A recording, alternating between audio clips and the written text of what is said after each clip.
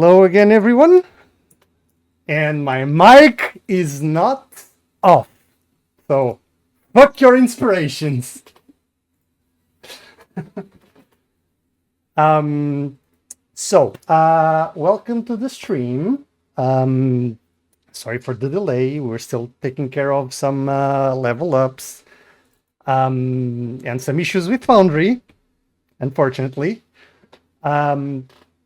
As I was saying, welcome to Curse of Strahd Reloaded, the guild campaign. Play every Thursday at 9:30 p.m. GMT here on Twitch, and we are headed for session 7. I know my numbers. So fasten your seatbelts and join us for the ride. If you wish to catch up with our past episodes, you can do so on YouTube and see our clips also on YouTube, on Blue Sky, and our Instagram. That they are edited by our little videomancer, Ikan Lobo. And as for announcements, well, I know we announced that we were eligible for affiliate. We still are. We're still waiting for Twitch to tell us, hey, you're affiliate. So we still can't give you chat points to redeem with cool stuff. So sorry about that. My hands are tied. And it's also the 4th anniversary of the guild. Not today, it was on Tuesday. So happy birthday to us. And I think that's pretty much everything we have to talk about. So now what you have all been waiting for, let's talk about vampires, shall we? Yeah, I think it's... Now. By the way, the HR said there is no music, so it still counts as a phone. I know. Give me a moment. I'm taking care of the music. Jesus. Always the same shit. Fuck-ups are becoming a thing. Yeah. Honestly, your party should be called the fuck-ups. The fuck-ups, yeah. I was just gonna say that.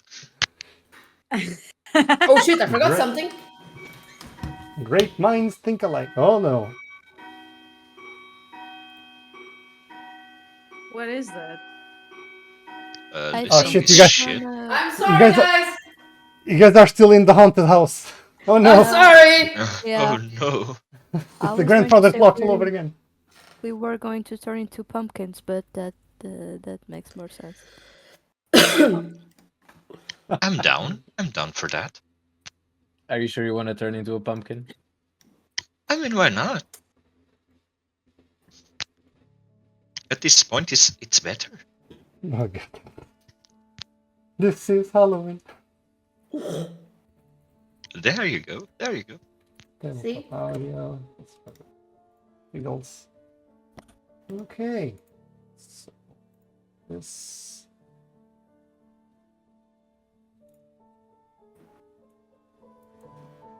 Okay. Can everybody hear the music? Yes, sir. There we go. All right. So. No inspiration. I was not muted. We agreed with the muted. No, mate. We agreed on the fuck-ups. I'll marinate on that throughout the session, okay? Nah. Don't give me that shit. Come on. Shut up. Now, you fellas had oh, a second.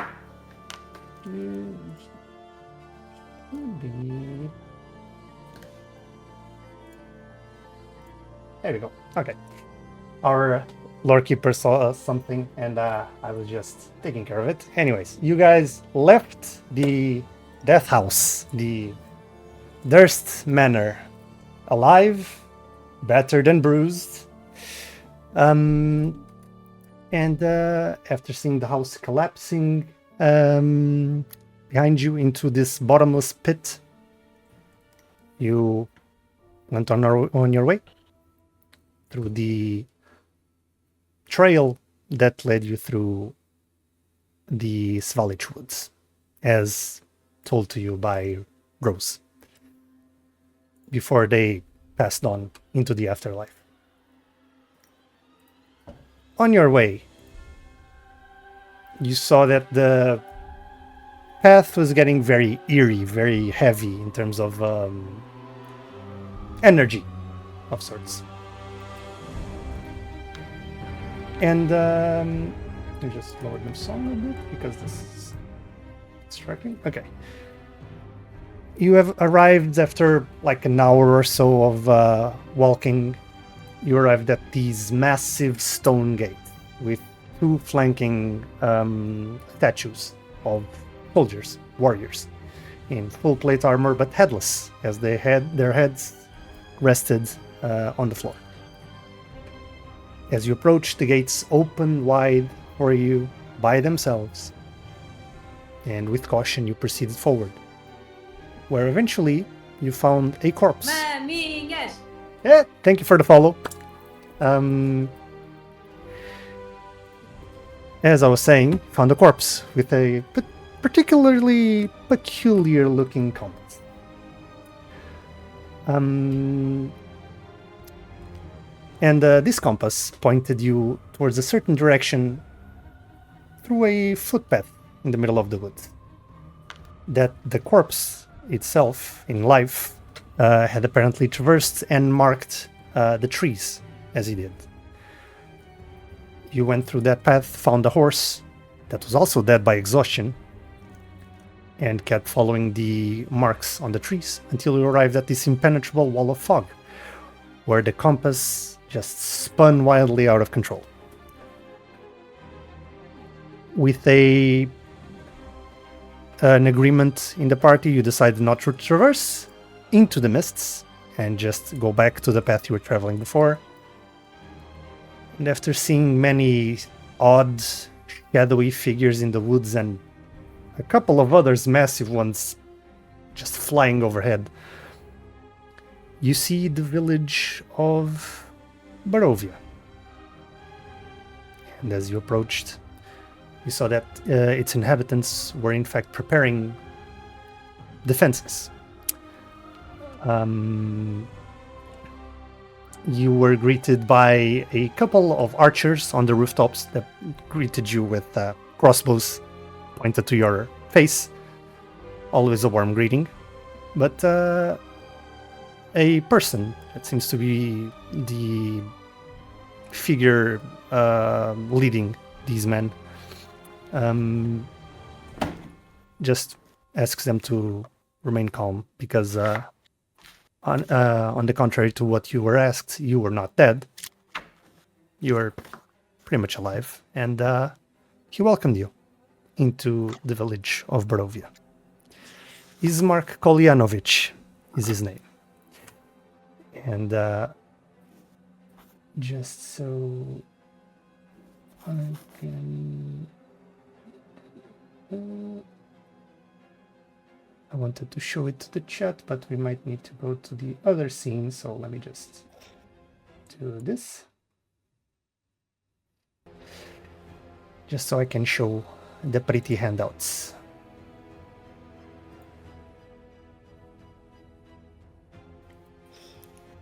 And put myself here and activate this. Okay.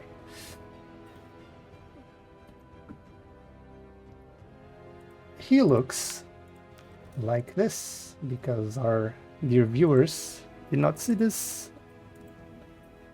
last time. There. Ismark Kolyanovich. He greets you warmingly, and he approaches. And specifically you, Malice, you notice this raven perched on the rooftops with a pair of blue-tipped wings. So it's not fully black. There are tips of feathers on the wings that are blue. And it just stays there, eyeing you, just tilting its head, squawking a bit from time to time, just curiously. Does this raven? A raven, exa- yes. A raven? Have I seen a raven like this before?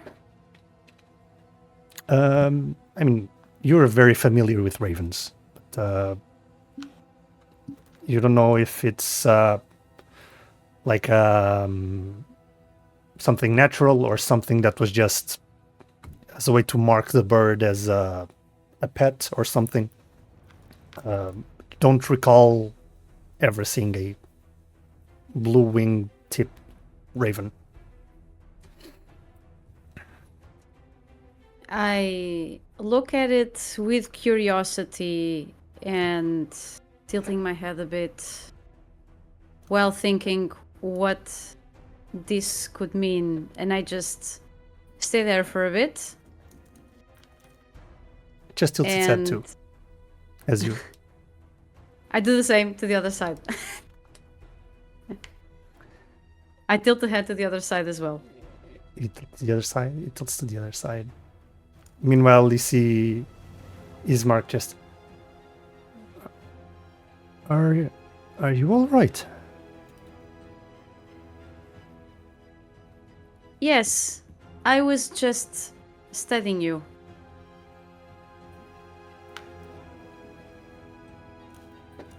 By looking at the roof. No, looking at you.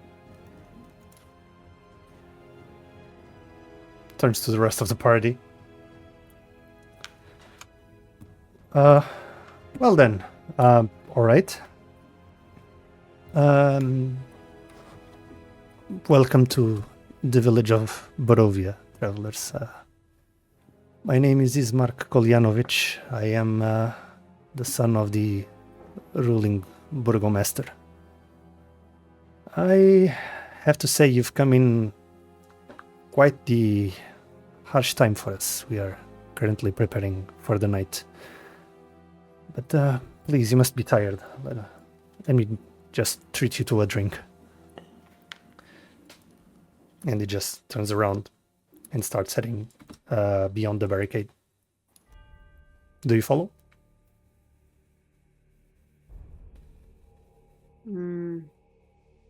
Let's go, I guess. I'll just follow the lad. Okay. Follow. There's a drink to be drank, so I'll just follow the lad. I will follow him with one of my hands on my weapon. Okay. Are you trying to conceal that, or are you just... I'm trying to conceal it, yeah. Okay, do me a sleight of hand check.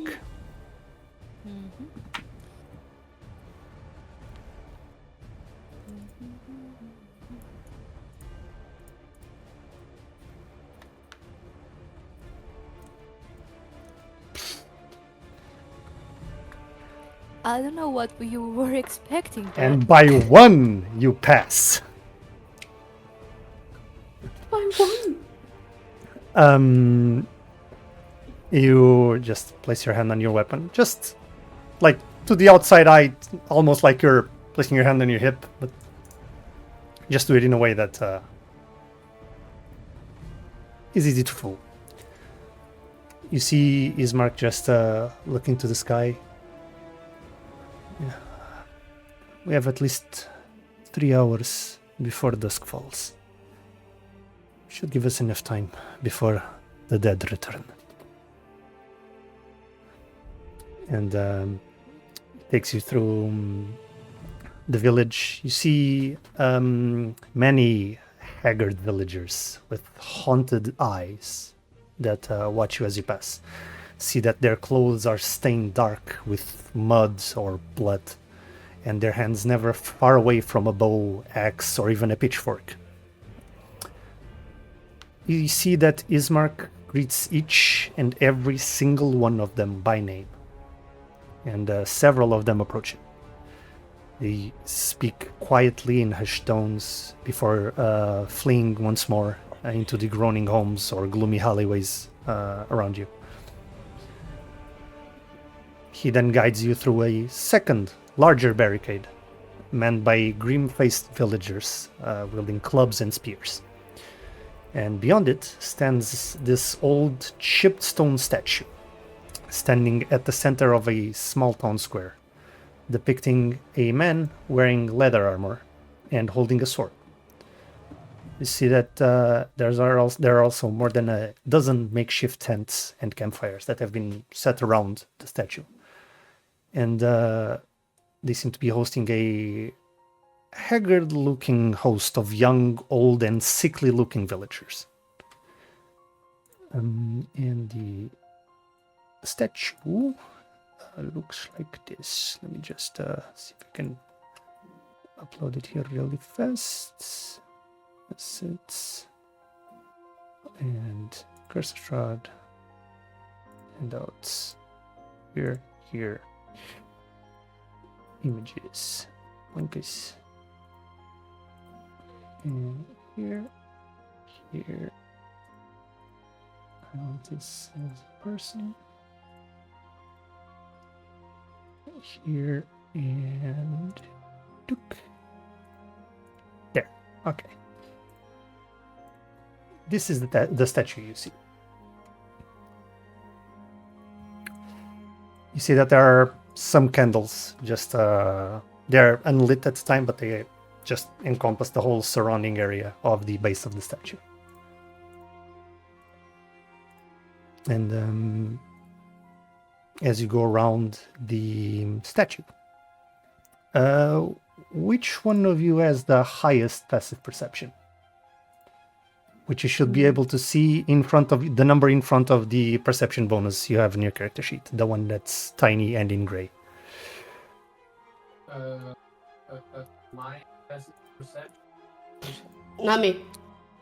Oh, so you're muted. You're muted. Okay, my passive perception is 14. Okay. 11, not me. Where is it? Sorry. It's the number in front of your perception bonus, the grayed out number, that the tiny one on your character sheet. Where exactly in the character sheet? How much do you add to your perception? +3. Then it's So 13. it's 13, yeah. Okay. Mine's 12. Mine's 12, so I see nothing. It's not worse than mine, mate. See nothing. Mine is 11. Okay, so Theron and Valerie, you are the ones that noticed this. Aha. You look to the side, just looking at the statue, and you notice this weather-worn plaque at its base, which reads Ismark Kolyanovich the Great, Burgomaster of Barovia, Bane of Vampires, 618 to 662 BC. Okay. BC. BC. You do not know what BC stands for. Interesting. The name doesn't ring a bell to me, does it? Aside from the man in front of you being called Ismark also? No. Okay.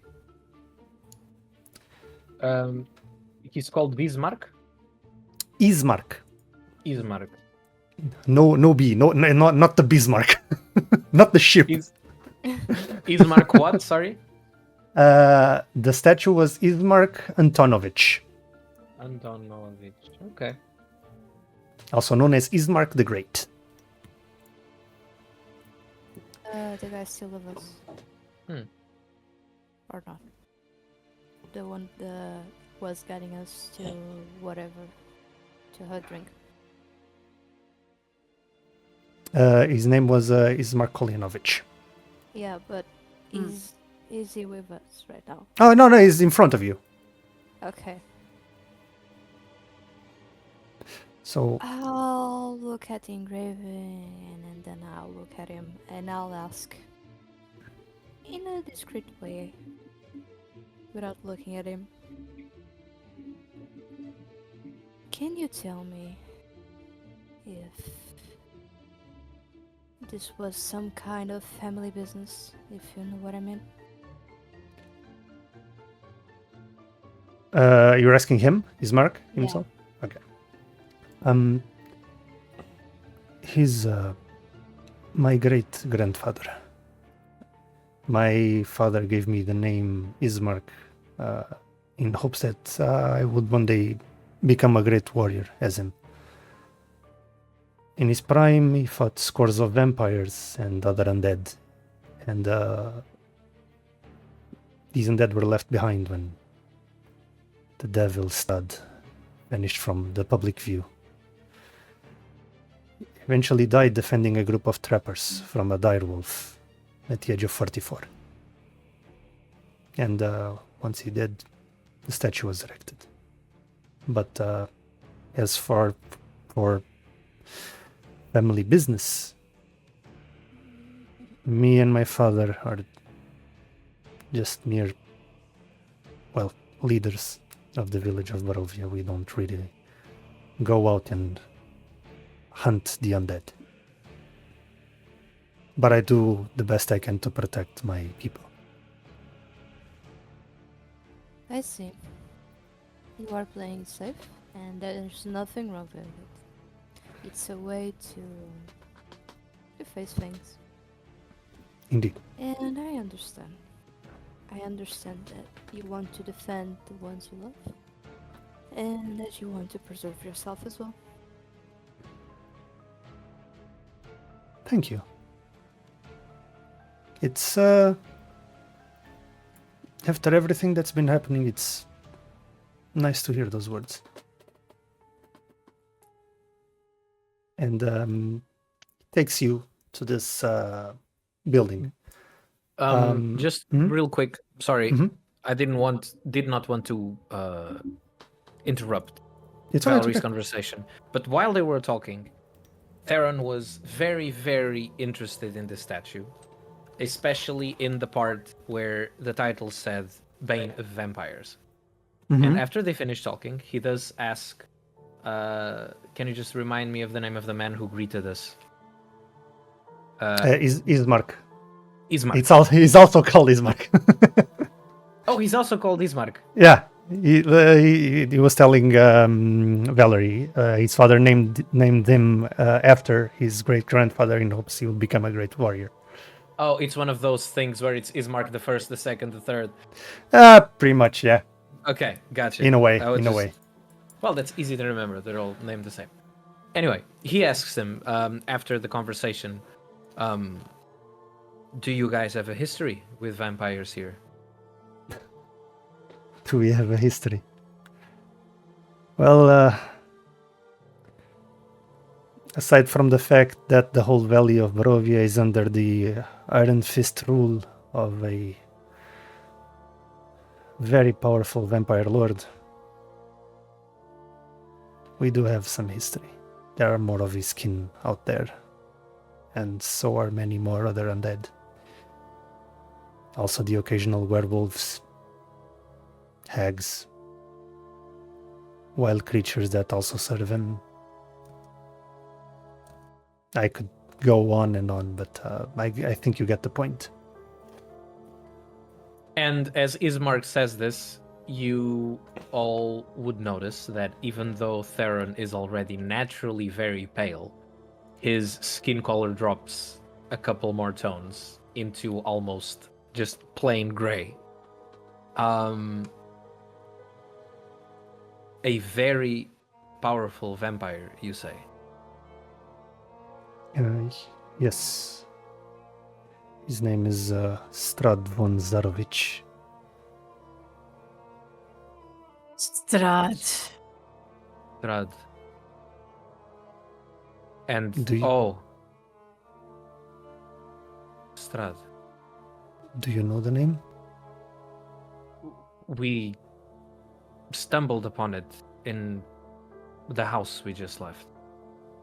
There were letters, mentions to his name here and there, but nothing explicit. But he had some dealings with this Elizabeth Durst. She made some sort of pact with him. Well, that's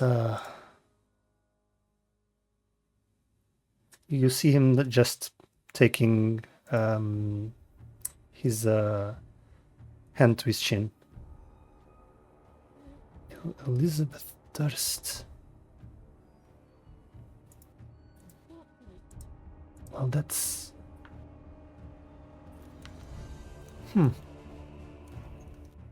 That's odd. How so? That name... The Durst family, they've... It rings a bell. It does ring a bell. From my father's younger days. They were a rather important family here in Barovia, but one day they suddenly vanished. Their house used to be situated short way out of Barovia, not much. It's a 5-minute walk.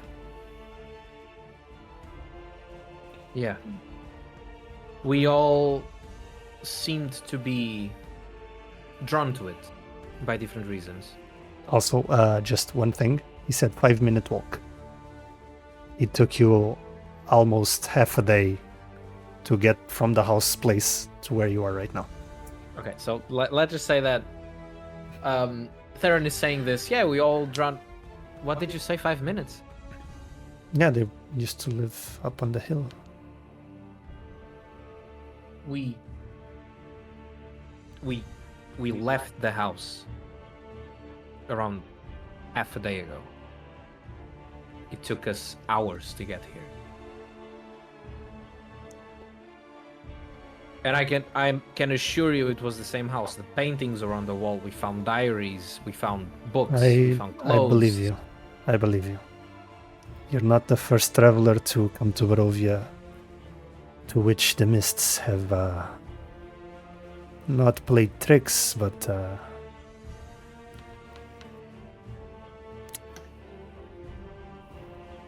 deceived. Eluded us. Eluded. I think that's a fitting word. Either ways, I'd suggest getting comfortable. It doesn't get much better. Yes, Either I way. think we should. Here we are, and he points to this this stone building. You see a single shaft of light that thrusts illumination into the main square, as its brightness looking like a solid pillar in the heavy fog. And above the gaping doorway, you see a sign that hangs precariously askew, proclaiming this to be the Blood on the Vine Tavern. And he heads inside, turns to you. Please, follow me. We don't have much, but I think we could spare a few provisions and drink from your weary travels. He gets inside, leaving the door open for everyone to pass. And you see him turning to this old human. This tired, these tired features to him, wearing an apron, stained with also mud and blood, as he's just pouring a glass of what seems to be wine. Ismark just nods at him. You hear him just mumble, turns to you. Oh, please, sit over there by the corner. Make yourselves comfortable. I'll get you some drinks. Yeah, Theron leans closer to Ismark and says, "What's the strongest thing you have?" Well, we used to have a good amount of wine. Unfortunately, we are running very low on... Theron waves. Spirits. Very well. Eric, give me a bottle. It's been a long day. It's been a long day. Let me just check the. It's this. Actually, I think you should have it. Yep. Actually, I have something on my. Yeah, it's not the Champagne de l'Estompe. This one is called Purple Grape Mash. Purple grape mash. Okay. And I don't think I have the label. I know I have the label. I just don't know where I stored it. So hooray! So I'll show it. Don't worry. As he pulls that out, I pull the champagne bottle, and I offer it to him. If you want, you can keep it for the tavern. Not much of a champagne man myself. Eric just instantly grabs the bottle. Where did you get this? Theron just nods. The house. No.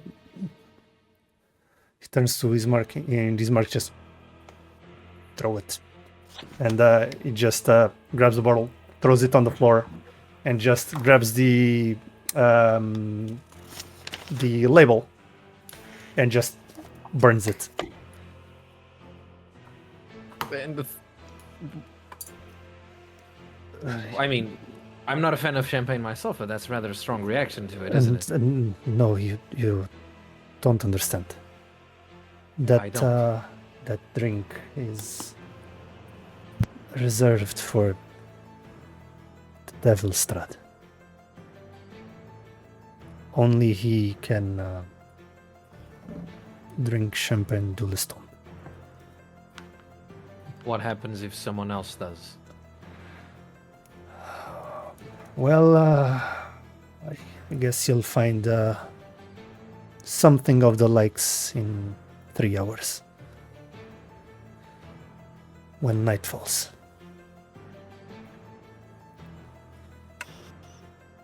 Message taken. And as soon as he crashed the bottle, you notice that the smell was very acidic. Almost vinegar-like. It doesn't smell like champagne. It's like the champagne that was in that bottle has been aged for a long, long time. And it turned to vinegar. Okay. Interesting. He just gets you a bottle of grape mash and some cups for the whole party, if anyone wants to drink. Grabs what few bread and dried fruits he can provide and just hands you over a plate with the food. It's not much, but please eat. Ismark just sits with you. So, I understand you are travelers. You must have 1,000 questions. I'd be glad to answer as many as I can. You must be confused. I have one. Go ahead, friend. Well, I wouldn't really call myself a friend, but you said your great-grandfather was a vampire slayer, right? Yes, that is true. Yet he died to a direwolf? Yeah, well, that's how the story goes. You know, accidents happened in the heat of the moment. Every single mistake you make can be fatal. Oh, it just sounds kind of weak. But okay. I look at Rezarath as he says that. Have you ever fought a direwolf, boy? Oh, I'd have you ever prefer not seen to say. a direwolf? I have. And have you fought one and won? Yeah, I did. Want to see how? Sure. This is not Okay. gonna go well. I will show you one of these days. I will. Theron Besides, just looks dead eyes at him and sips his grape mash in silence. besides, it's not like we're made of steel. Something can happen when we are not expecting. So, I don't think you're in a place to be judging what happened. I'm not judging. I'm just saying. Yeah, sure. If I you're was right. a vampire slayer, I don't know. I'd like to die fighting a vampire. Or maybe a werewolf. Not a dire wolf. I don't That conversation literally can get you killed. If that's what you want, I mean, be my guest. I'll look I in the do. eyes. Yeah. I'll look at you in the eyes. Well, no, I don't remember what I was going to say. Oh my god. It's fine, take your time. We're in a tavern anyway. Yeah.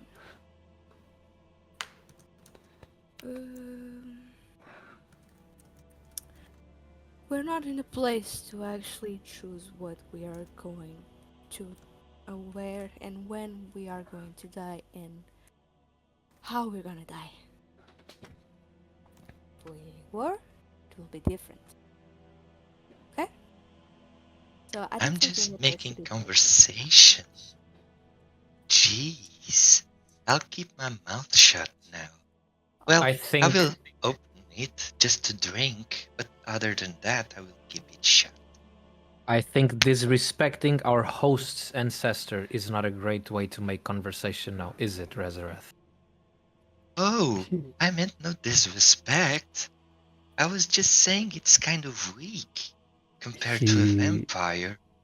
He Why don't you pets go out there and find the dire wolf and we'll just fight it Ismark. and we watch?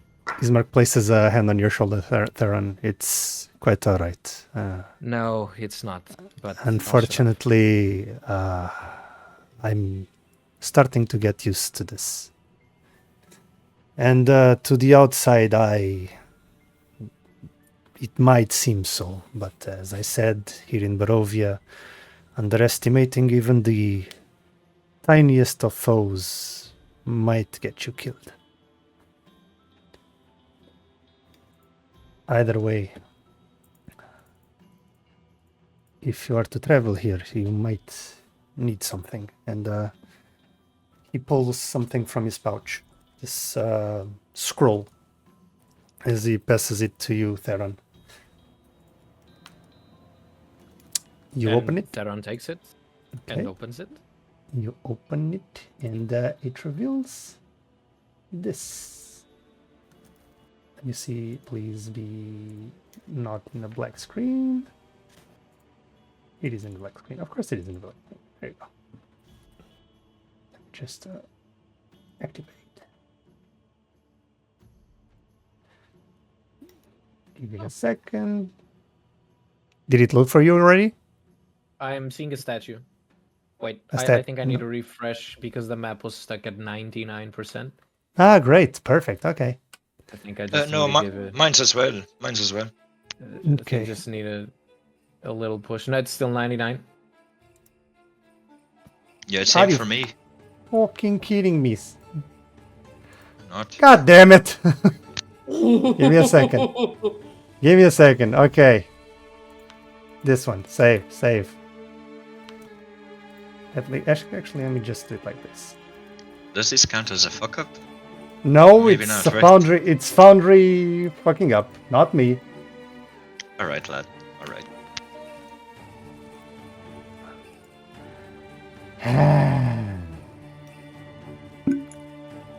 Either way, it's a map. I'll show you the map in a bit. Let me just actually change scene while I take care of Foundry. So let's put ourselves here. Is it a technical difficulty? It is a ask. technical difficulty, yes. Bring the elevator music. Tiri, Um, tiri, tiri, tiri, tiri, tiri. All right, go ahead. Let me just do it like this. But yes, he unfurls the map. I'm gonna show you the picture in the private chat just for the sake of it while I take care of this. So here, and live stream, Curse of Strahd. There you go. Okay, so game table, general chat. Sir. Okay. There you go. Boink.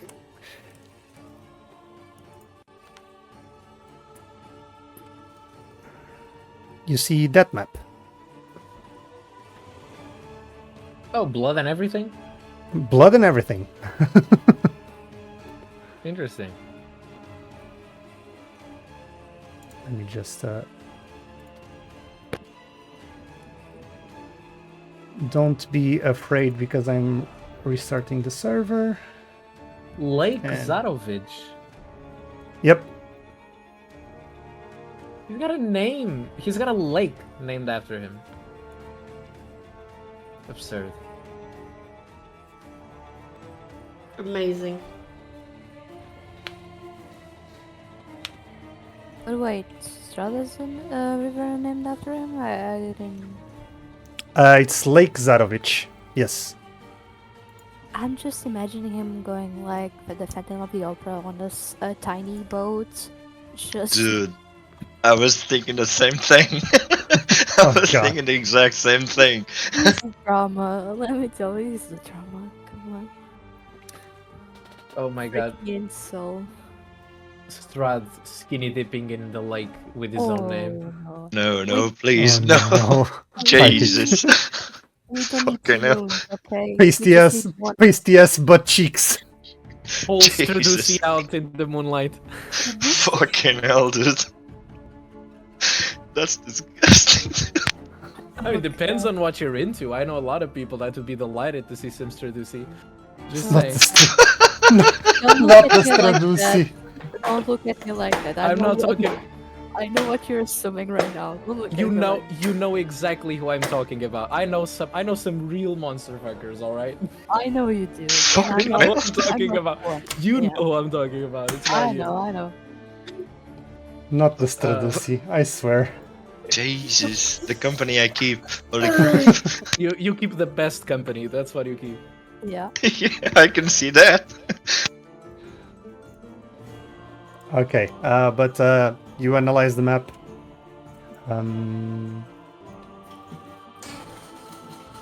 Take your time to just look at the whole size of the valley.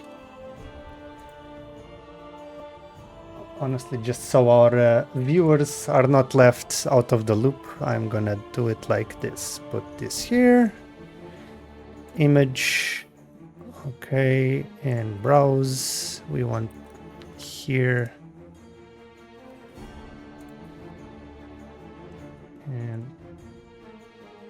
here, live stream. Curse of Strahd.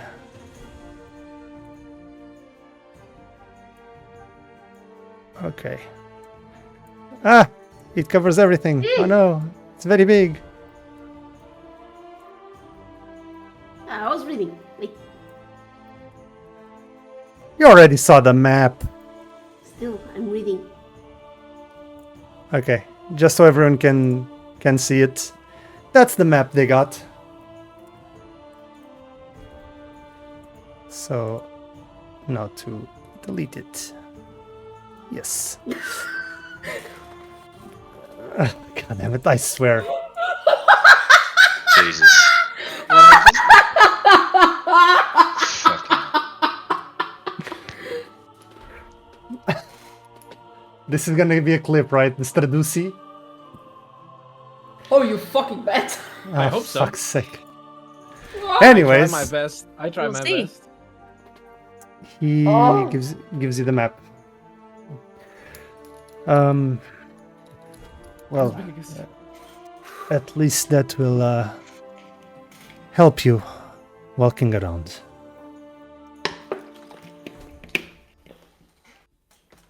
Thank you. No worries. Glad I could help. Word of advice, however, do not travel at night.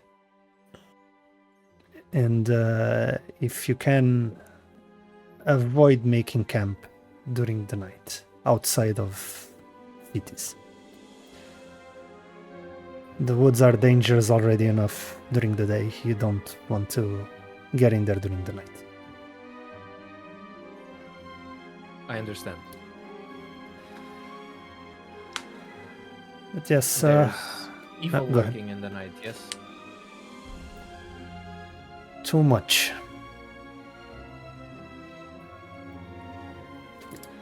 He nods. Understood. We'll unf- we'll try to seek shelter. Unfortunately, it has been like that for centuries now.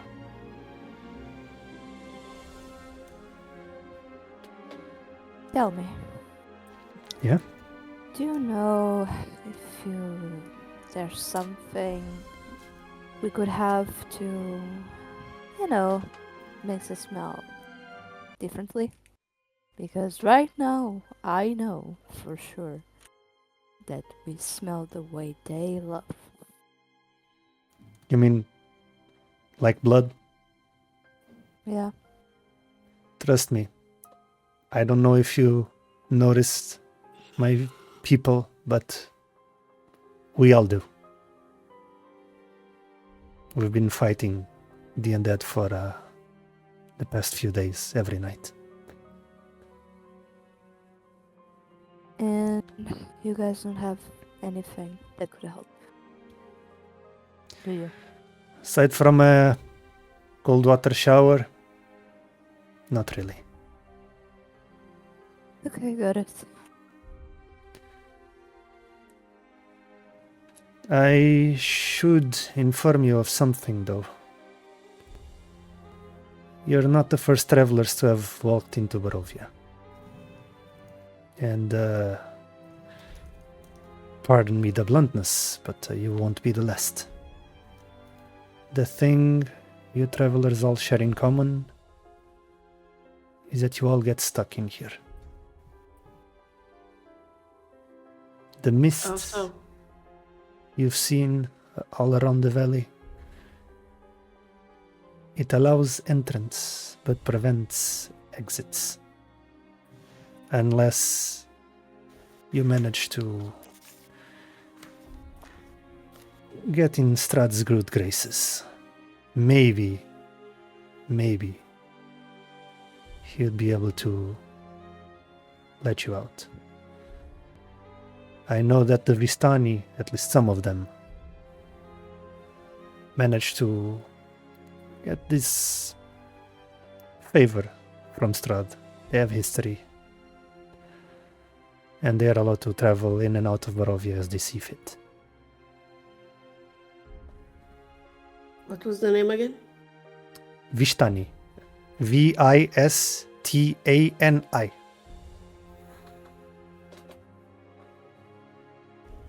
Okay. Tell me. Ismark, Yeah? what if this Strahd were to be defeated? What then?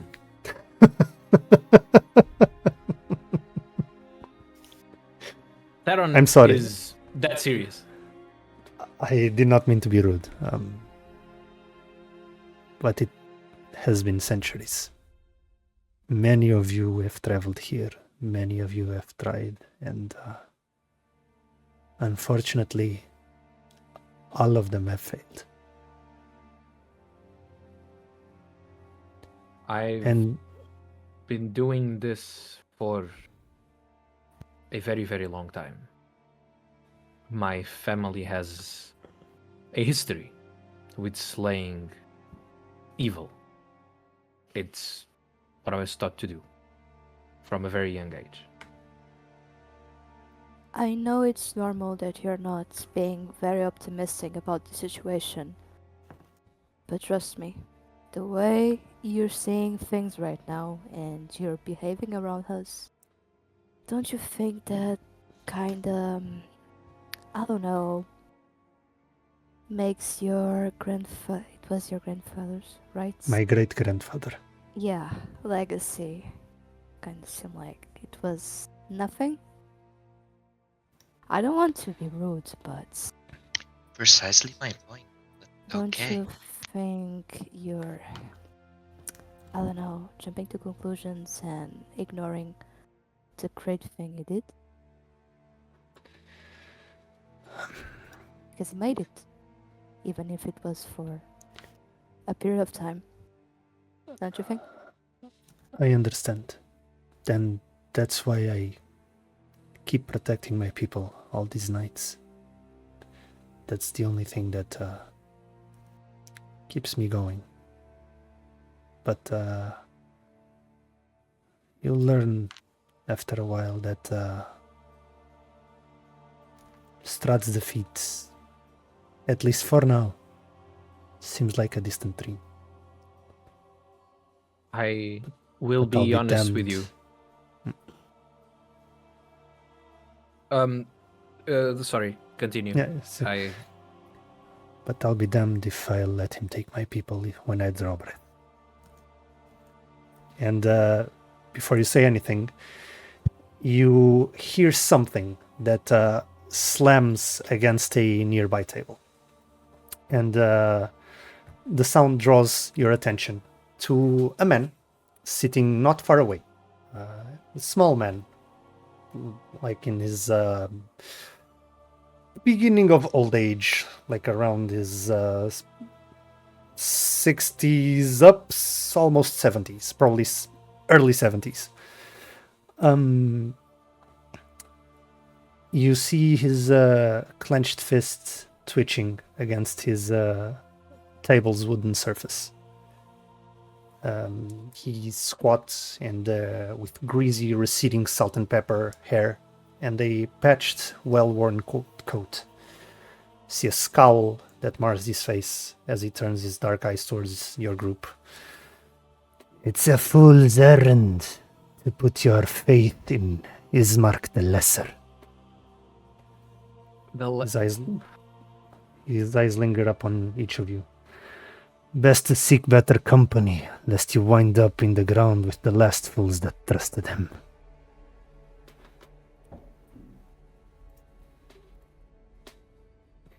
Theron looks at him.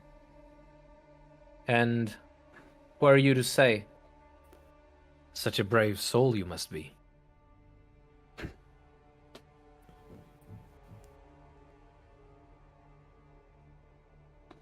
Not brave. None of us are. And your friend there is a fool if he thinks so. The real story of this land is that the wine's shit, but so is everything else.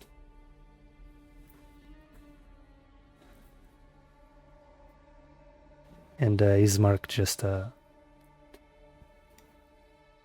has this not defeated look, but disappointed look, as just clasped his hands, not staring at him.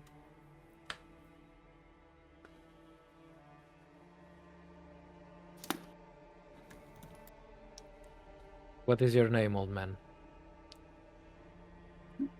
Name is Bildrath, owner of Bildrath's Mercantile. And apparently I'm the only one with common sense in this shithole. And why would that be? What makes you so wise? Care to tell them the story?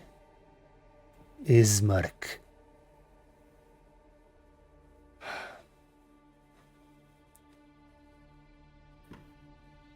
I know you have something else to say about that, Master Bildrath. Why, thank you, my liege.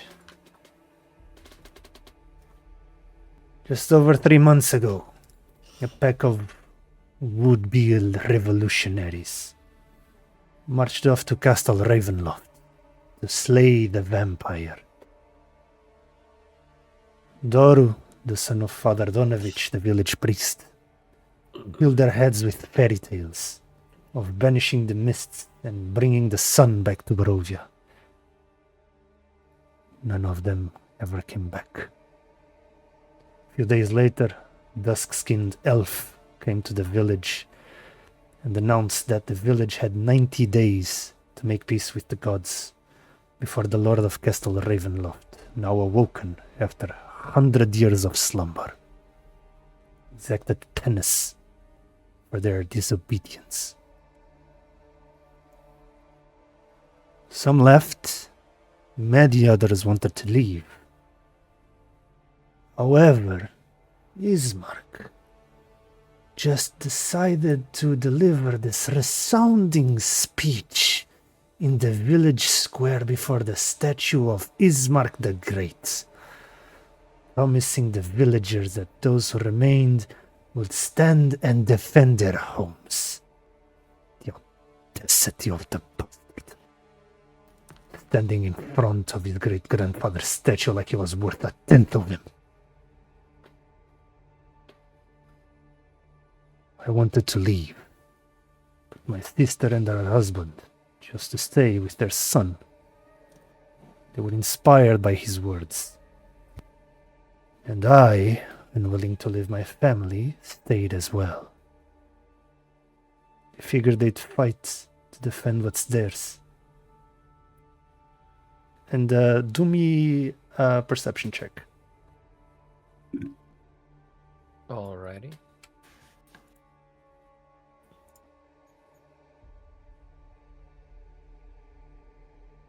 It's easy to notice. You see this glint in his eyes, as if they're getting watery, at least. And his voice kind of cracks a bit. Bloody idiots should have run. Never looked back. It just clears his throat. Anyways, 90 days after the elf delivered his proclamation, the undead came, swarming in hordes, dozens strong from the Svalich woods. The villagers fought back, defending the streets with barricades, swords and arrows. But the dead kept coming. And Marta,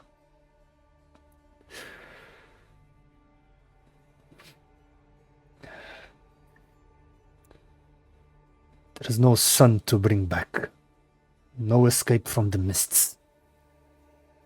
This is hell, now and for all eternity. The sooner you'll not accept that, the better off you'll be. So then what? We accept defeat. We die like animals, waiting to be slaughtered by this big, bad, scary vampire. Is that it? Or you don't antagonize the wasp's nest and hope not to be stung. Tell me something. If your house has pests, do you try to make peace with it? Or do you exterminate them? Do you lie down for the cockroaches and ask them if they want more bread? Or do you swat them away? Is this not your home? Or is it his? For centuries, this place has been his home. And us, his pets. Just do our lives, pose no disrespect or conflict towards him, and just hope he lives alone. And as he finishes this, you see that the doors to the tavern swing open once more, and a woman steps through, clad in tattered and threadbare cloak, her hair tied into 2 loops that fall around her neck. It's unkept and tangled, and her wide eyes dart across the room with fearful energy. until her gaze falls upon Ismark, and she steps shakily forward. And as her features come into light, you see that her face is pale, her eyes blotchy with dry tears staining the flesh across her cheeks. Her voice is ragged, a haunting whisper as she says, Master Kolyanovich, I apologize for interrupting you and your guests, but I haven't seen Gertrude since last night. And Nori isn't in the stable. I think Gertrude has gone to the castle alone. And the tavern immediately falls silent, and you see Ismark's eyes crease with worry. He gets up, places his hands on her shoulder. It's going to be all right, Mary. I'll organize a search party to look for her. If she didn't make it to the castle, we'll find her and bring her home safely. And as he does that you hear Bildrath just, more empty promises, Kolyanovich. Have you lot ever seen something so cruel? No one can survive the roads. The girl's gone, Mary. Sorry. And you see that Mary just bursts into tears.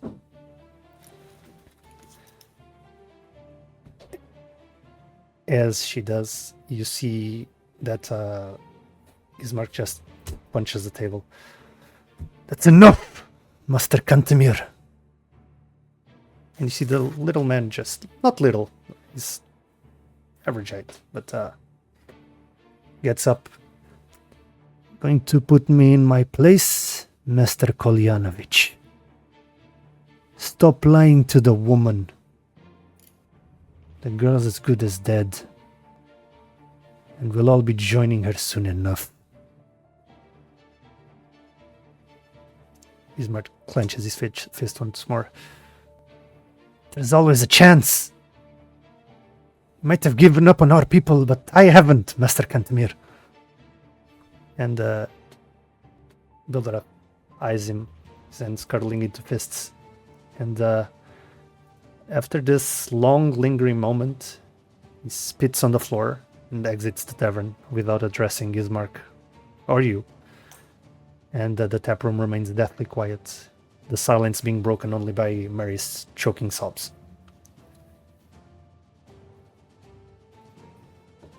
Ismark tries to console her. All of you just see this, and while this is happening, just give me a moment. Theron looks at the rest of the party and gestures towards Ismark and the lady that just arrived. We survived the roads. We did. We seem to be the most capable people around here. Should And we? here we are. You suggest trying to help, don't you? They offered us a roof and food and drink. We have to repay them somehow. I think that's fair, honestly. I'll snap my fingers to create some sparkles of magic and be like, wherever you go, I go. On one Fair enough. condition. And The what is old that? man needs to come as well. If he's so brave, he needs to come with us. He needs to see it with us. That's my Honestly, condition. I no, don't care. no, he has a point. I cannot believe what I'm saying. I agree with him. Yeah, he should come with us. He should see for himself. I thank you for your cooperation. I truly do. But at this time of day, if you really want to help, I would prefer if you stayed in town. The dead are about to attack us soon. And I can't send you to the road knowing that there are hordes of undead walking it. It's a suicide mission. But who are you, the girl you're looking for? If the roads are this dangerous at night, then how will she make it till next morning? Mary, when did Gertrude leave the house? She left a bit early in the morning. I was worried about her after a couple of hours have passed, but I searched for her, didn't find her. Also didn't find her horse. So it's possible that she...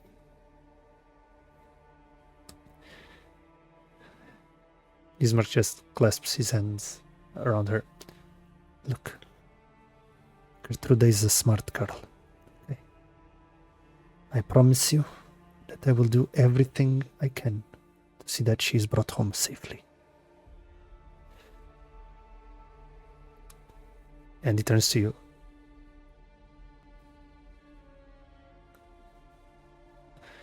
You all have skill and prowess in combat from what I see. Yes. Some of you bear magic, some of you are more martially adept. I don't want to sound that I'm, well, being paid a favor, but help us fight them throughout the night. Of course, it is the least we could do. You can And- count on us. Either we like it or not, your fight is our fight now, too. Thank you. And Mary is now calmer. She wipes her tears. And she leaves the tavern. The more hands, the better. I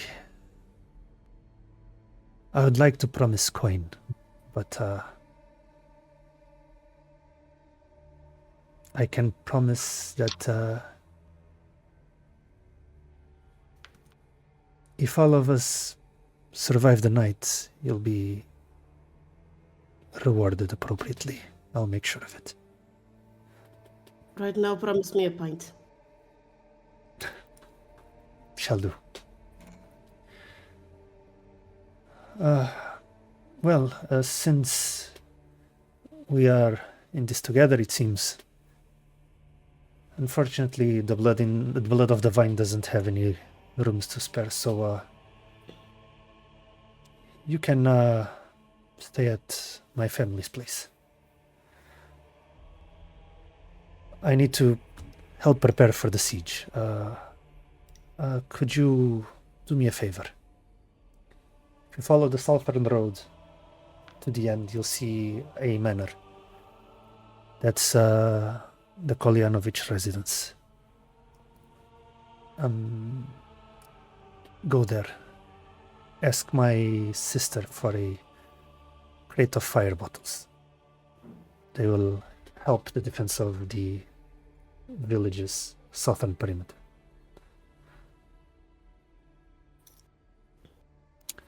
Can do.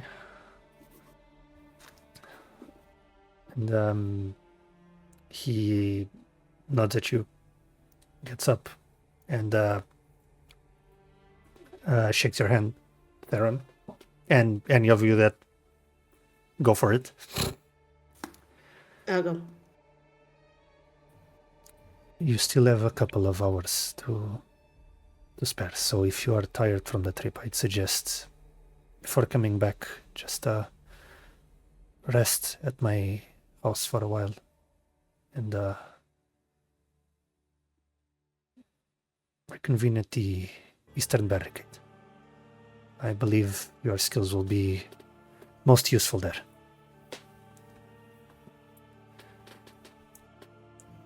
He nods. I'll see you at night. I'll see you at night. He gets up, leaves the tavern. Do you all leave, or do you stay there for a moment longer before proceeding? At least Theron, as long as he leaves, intends shows intention of going to the door so that we do as he asked and go to the manor. I don't know if anyone else wants to do anything before we leave, but No, I want to leave. Yeah. I think it's time to leave. I'll leave as well. There's nothing for us here now. Okay. As you all go outside, you follow the southern road until it's quite close. It's like a 15-minute walk, if such. And then you see this rather large manor, but despite being large, it's wary. It squats behind a rusty iron fence, and the iron gates are twisted and torn. The right gate lies cast aside, while the left swings lazily in the wind, and the stuttering squeal and clang of the gate repeats with mindless precision. You see that weeds choke the ground and press with menace upon the house itself. Yet against the walls, the growth has been tempered down to create a path about the domain. Heavy claw markings have stripped the once beautiful finish of the walls, and you see great black marks that tell of fires that have assailed the mansion. All the windows seem to be barred with planks, and each one marked with stains of evil omen. And as you arrive, you start hearing and seeing a small mob of villagers that have gathered outside the manor. All of them brandishing pitchforks, brooms, and axes. You see this plain, tired-looking woman that stands at their front, her wavy brown hair tied back, with a wrinkled white bandana. Give her up, Kolyan. Your defenses have held the devil at bay, but they haven't ended the scourge. It's time to take matters into our own hands. And you see this older man, dressed in fine clothes. His thinning grey hair receding across his scalp, and he leans heavy on a cane at the door. You see heavy blood-stained bandages that wrap around his stomach, forehead, and left knee. And beside him stands a young woman with long red hair and a steel breastplate over a long-sleeved grey tunic. Her face is ashen and tense, and the rapier hangs in a sheath at her side, her right hand hovering over its glinting hilt. And she looks like this, because I can show you a picture. Second point is... Oh, wait. Yeah, I can do it for the viewers like this in a second. Okay. Here. And... downloads this. Open. Okay. This.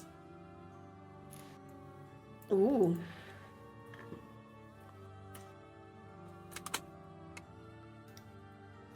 Okay. And the man the man booms. Go home, Alenka. The rest of you as well. For as long as I am Burgomaster, I will not permit this madness. And you see that the mob starts getting more restless. And as you're approaching, you hear the woman.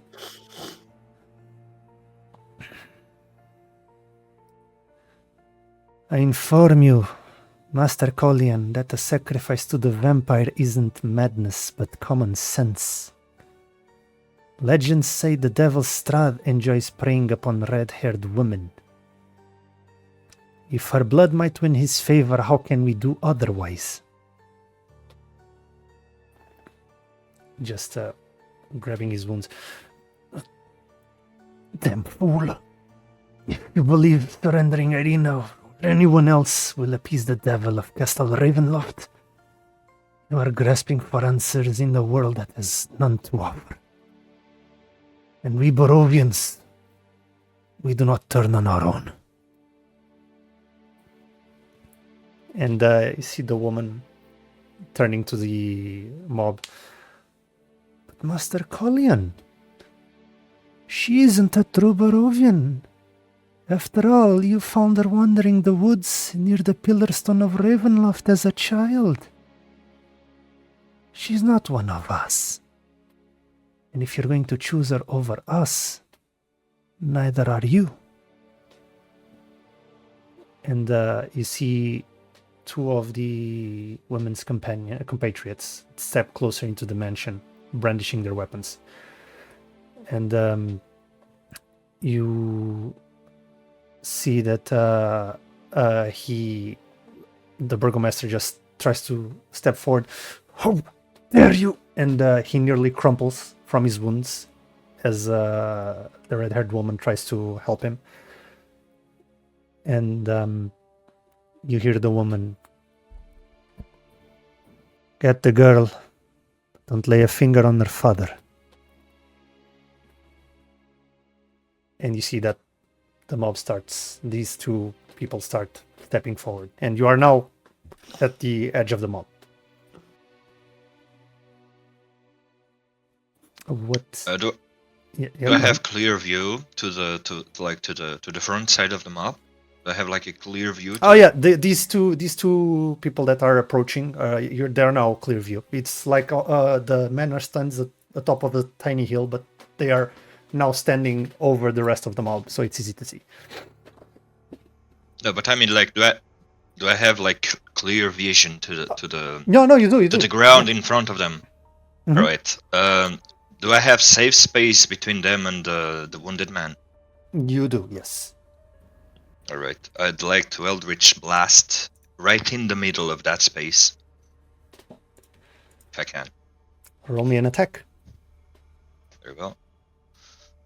This never goes well, but fuck. I mean, you're trying to hit the floor. The floor, If just you the floor. Fumble this, you're gonna If kill you fumble someone. this, Yes, I know, but I'm not known for being smart, alright? I'll just go with the flow. we know. Come on, Oh dude. god. Okay. Please say the roll out loud. It's 14. Should be fine.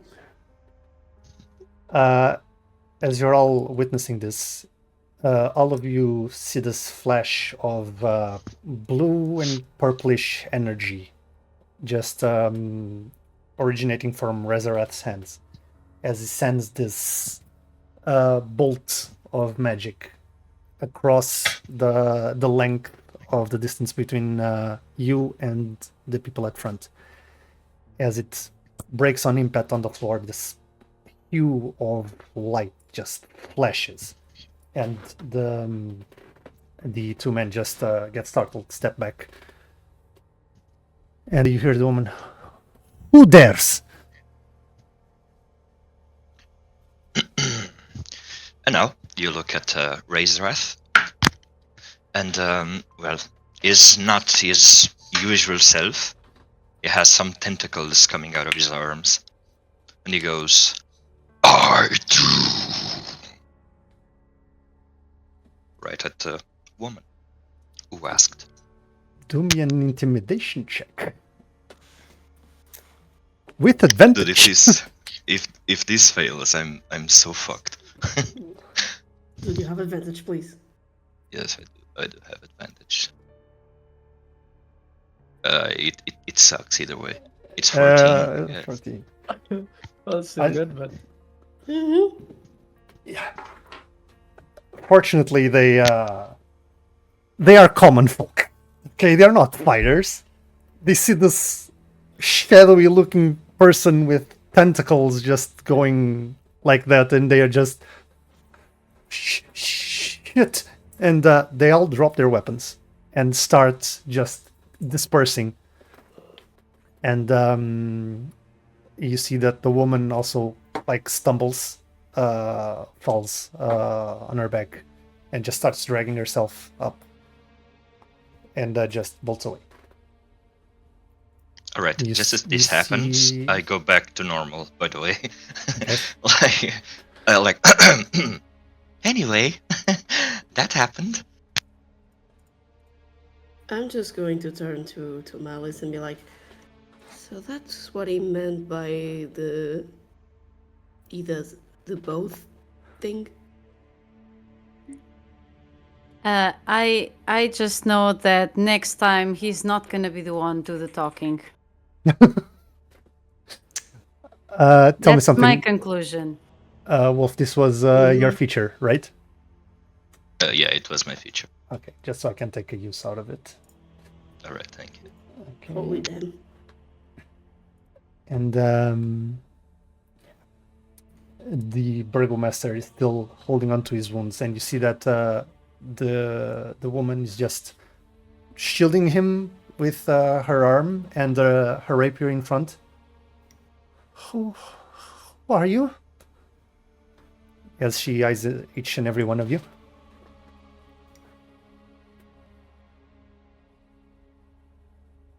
We are recent arrivals to Barovia.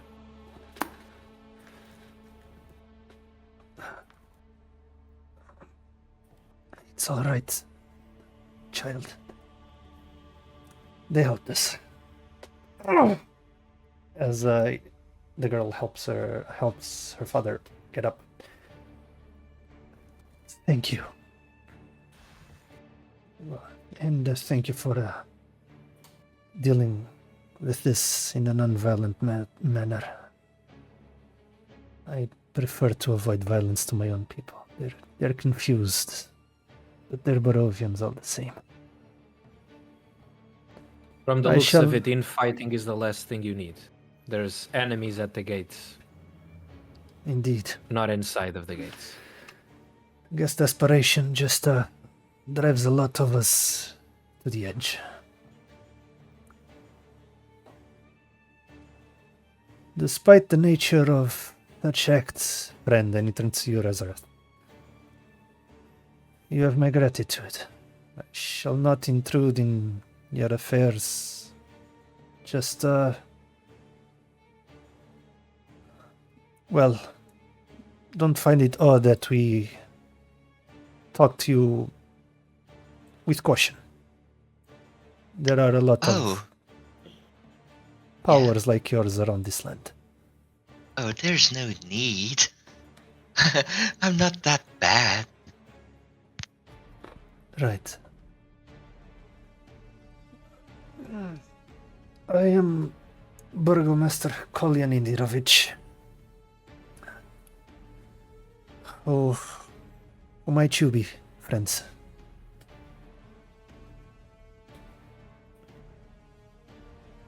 Theron introduces himself first. I'm Theron Iskandar, former adventurer. I suppose all of you present yourselves. And then Theron just gives way to Okay. kind of like signals to the rest of the party to so that they introduce themselves too. I am Rezarath, but you can call me Rezi. It's fine. He keeps insisting on it.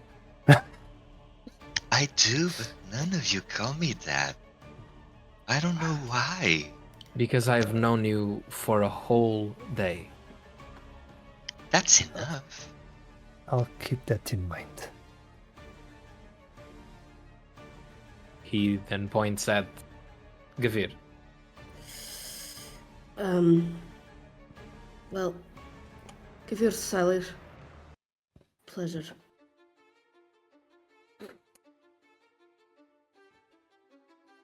Malice. A peculiar name. This name was chosen not by me, but by my queen. Admirable.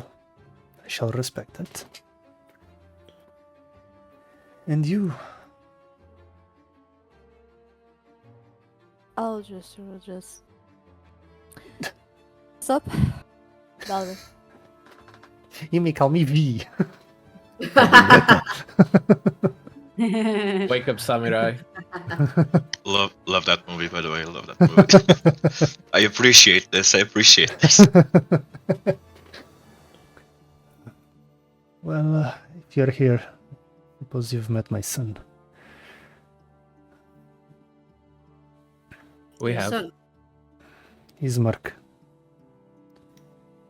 And this here is my daughter, Irina. And she just makes a slight bow. Did he send you here? He did. He sent us for what was it? Fire bottles? Fire bottles. Fire bottles. Cocktail Molotovs, essentially. Yep. Pretty much. I see. You must be needing them for preparing for the siege. Very well. Come inside. And As you all we go go. inside. As you get inside, you feel this scent of food. And from the corner of your eye, as you enter, you see the kitchen to the right side. At the hearth, there's this pot. Seems to be like a stew, and from the smell, smells of rabbit. And Irina just turns to you.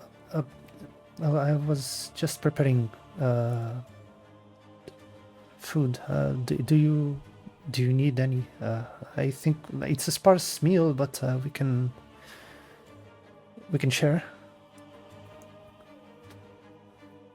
I think it's been a while since any of us had meat, so I at least would appreciate it. Thank you. Okay.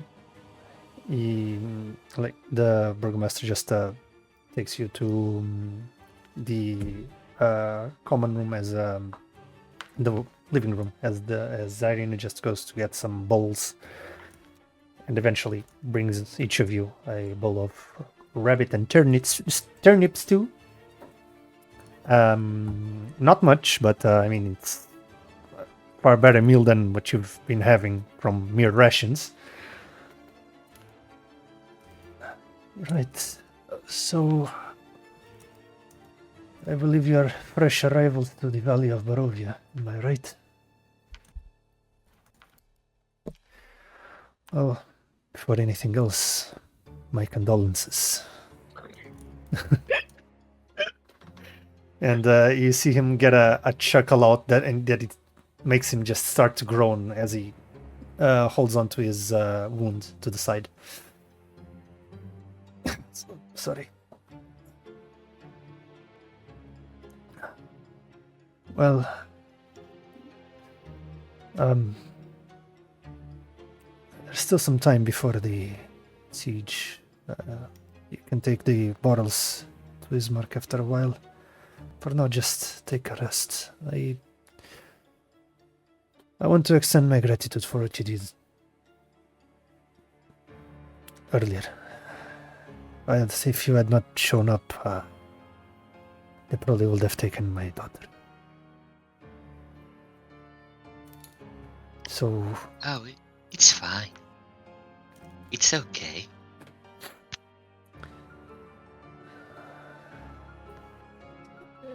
Either way,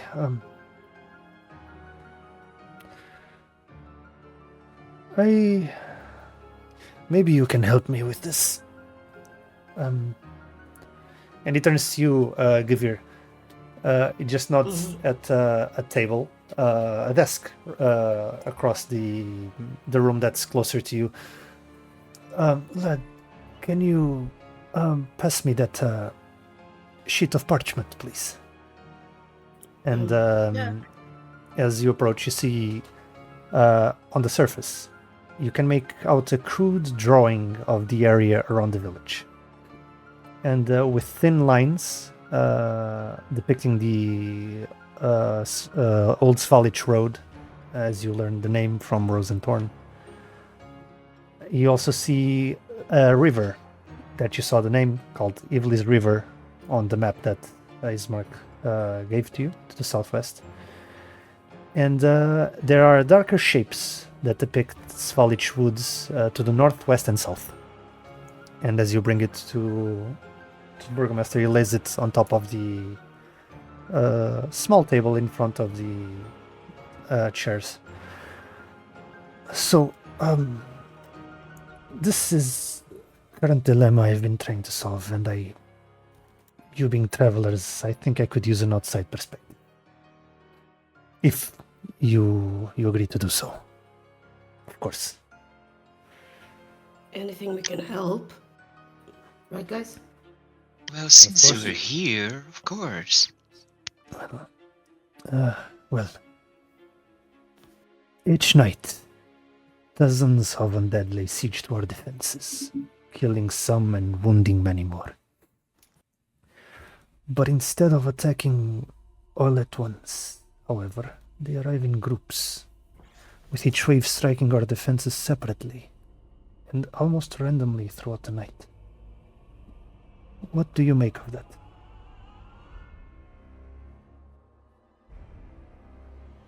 So they do not attack in a coordinated fashion. They seem to just be attacking at random. Exactly. Never at separated the same groups. time.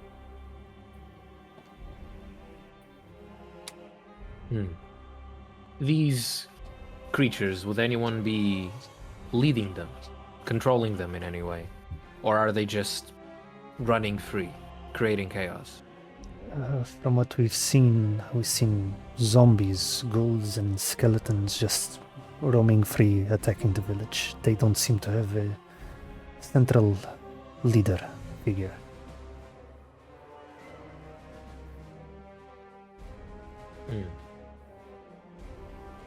I look around. What do you guys think?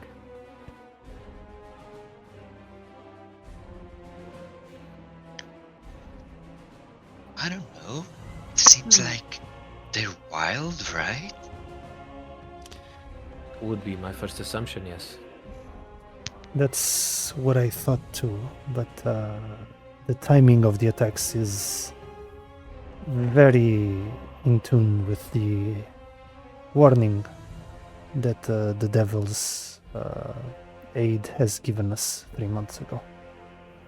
Out of character, can you just remember me can you just remind me what the Devil's Aid is?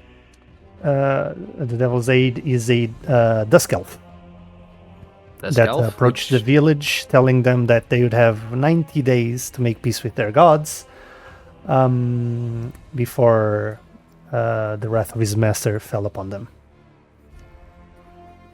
to pay for their transgression and disrespect. Okay.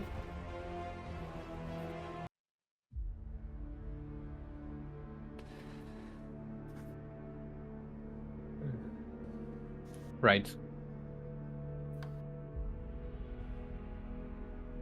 So these attacks have been happening ever since.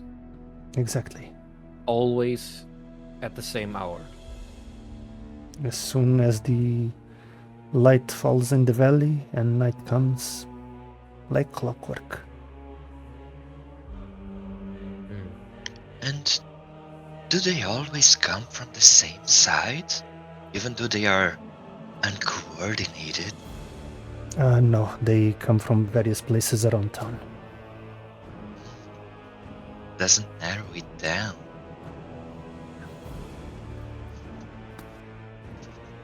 Like beasts drawn to blood.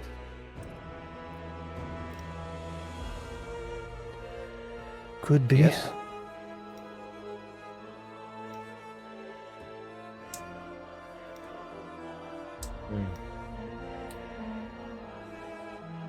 And I heard the people outside saying that there's a sacrifice. What's that about? Yes, that's a rather dark lore of Barovia. It is said that Strahd has a liking for women with red hair. Nobody knows why, but many sacrifices have been made in the past as a means to appease his wrath. Has any of them worked?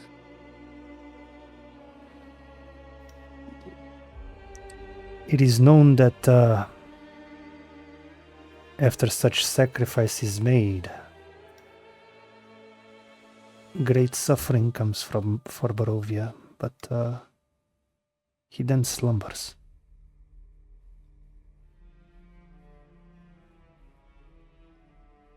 Well. At least that's what the tales tell us. If the price to pay is to give one of our own, then I don't think it is a worthy price.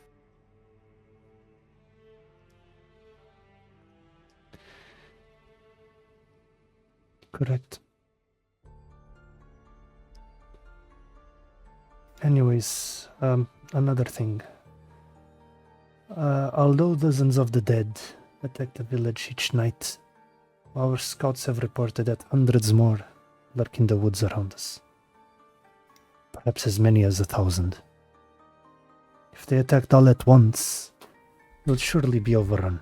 And yet, seemingly by the grace of the Morning Lord, they have not. Why? That's what I'm trying to figure out. Well, clearly, they have the power to overrun the town overnight. They have the numbers. But if they don't use that power, it means they don't want the town destroyed. They want you to comply. They're putting pressure on you, tightening the noose.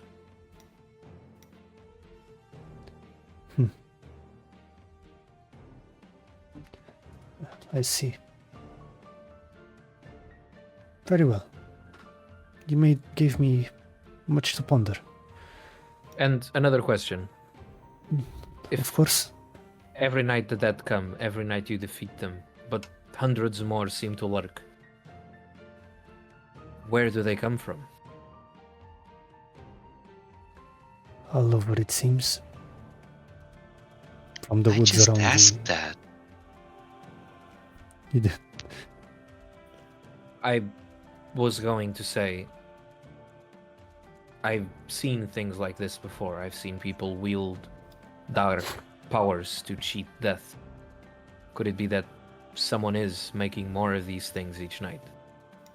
Well, that is for certain. It is known that, if not all the undead, at least a vast majority of them are under the devil's control.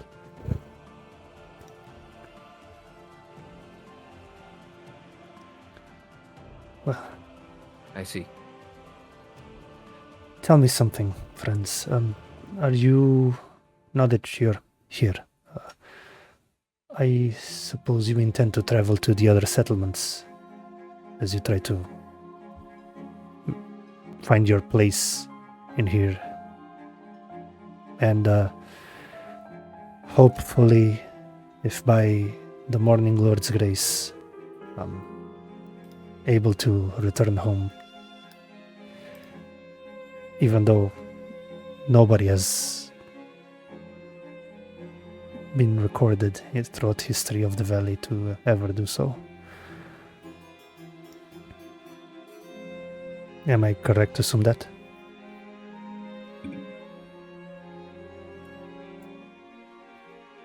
You are, yes. I'd say so, yeah.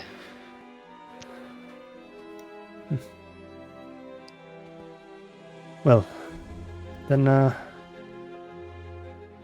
for your aid in this endeavor and for your aid in this siege late at night, allow me to give you something. And he just, with his cane, just starts limping towards the desk, sits down, starts writing on a very finely made piece of paper. As he fetches a quill and ink, and starts writing you a letter of introduction. When completed, he passes it to you before, so you could read it before he stores it in an envelope, and it reads like so. I'm gonna send it to the game table, the general chat actually, and one of you, whoever you want, can read it. Do you mind if I read it? I was actually going to suggest it because I think you deserve a little bit of spotlight. Yeah, Go for I it. agree. I agree. Fred. Thank you. It says, "To whom it may concern, I humbly ask that you provide the bearer of this letter with what aid you can. Trust in their purpose, assist in their endeavors, and offer shelter and counsel if you are able. Please extend to them every courtesy you would afford a friend of mine. With utmost respect, Kolyanovich, Burgomaster of Barovia." As you finish reading, he asks you for the letter and stores it in this sealed envelope with the wax sigil of the Burgomaster of Barovia, which is a long sword before a rising sun. I'd like to promise you with full confidence that this letter will be obeyed. But it has been years since I have traveled to any of the other settlements in the valley. I vow to you, however, that it should at least open the ears of those you may wish to approach. Such as you have the Baron Vargas Valakovich in Valaki and Lady Fiona Watcher, or even the Burgomaster Dmitry Kreskov from Kresk. And they just gives the letter to you.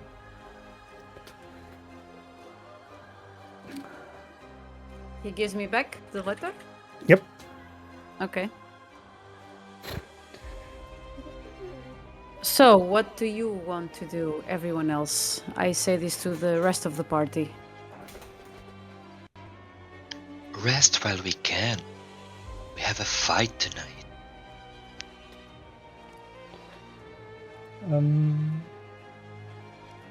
So I suppose with that, you guys go for a short rest. Yeah, it's better. So you can click on Might as your little tents. No, not tents, the fork and knife. Sorry, the tents is a long rest. We don't want a long rest. We do want a long rest, but it's a short rest. Well, we got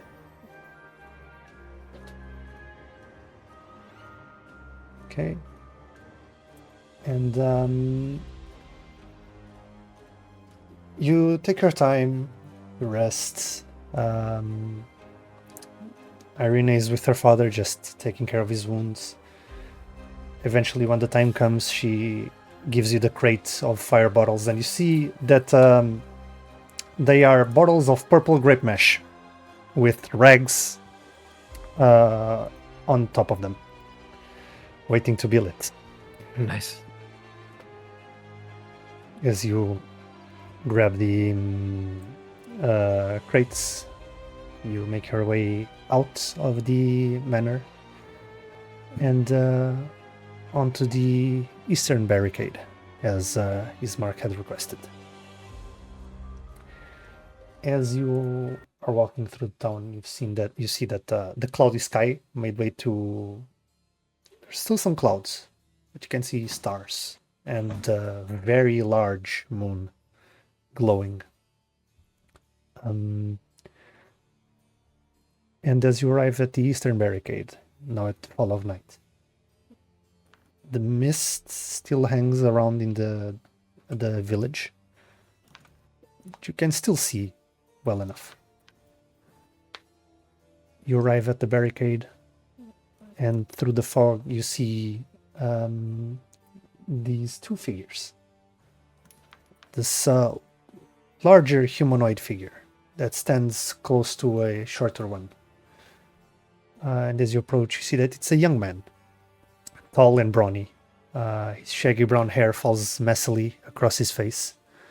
And you see that his teeth are crooked and they glint in the grey light. Though muscles reap beneath his tunic, there's a lightness and immaturity to his posture that belies his strength and size. And you see that he fidgets with the hem of his tunic as your eyes fall upon him and he sees you approaching. And you see that the man next to him is Bildreth. And I didn't show you a picture of him earlier, but I'm going to show you now because he shares a picture with the same large guy. And I'm going to show it to the chat too. Image. Okay. Bildreth and Periwimple. Yep.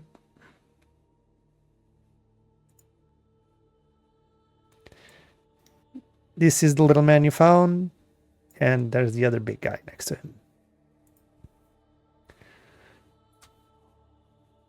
Okay. As you approach, Bildreth kind of looks at you. Well, at least you're still in one piece. Let's hope it keeps that way. And you see the young man just hi, I'm Periwimple, and he extends his arm towards you. I take his hand. He shakes your hand. He has a grip. He has a really big grip.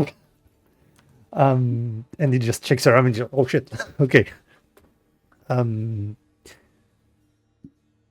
are you here to help with the siege? Yes, and I show the bottles.